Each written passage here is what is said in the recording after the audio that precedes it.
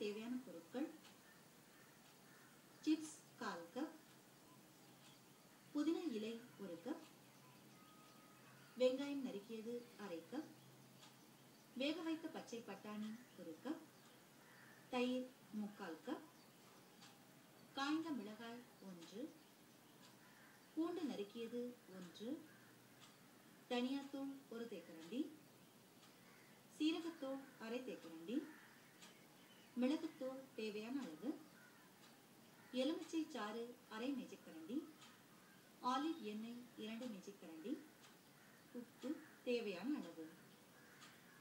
பச்சை பட்டாணி டிப் செய்முறை: ஒரு பாத்திரத்தில் வெங்காயம், வேக வைத்த பச்சை பட்டாணி, புதினா இலைகள், பூண்டு, தயிர் ஆகியவற்றை சேர்த்து விழுதாக அரைக்கவும்.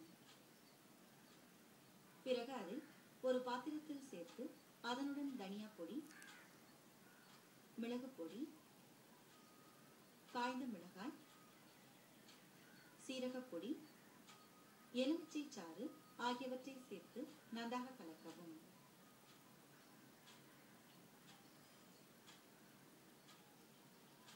நன்றாக கலந்ததும் அதில் தேவையான அளவு உப்பு சேர்த்து நன்றாக கலக்கவும். பிறகு பரிமாறுவதற்கு முன்பு அதில் ஆலிவ் எண்ணெயை சேர்த்து நன்றாக கலக்கவும். பிறகு அதை உருளைக்கிழங்கு சிப்ஸுடன் பரிமாறவும். பச்சை பட்டாணி டிப் தயார்.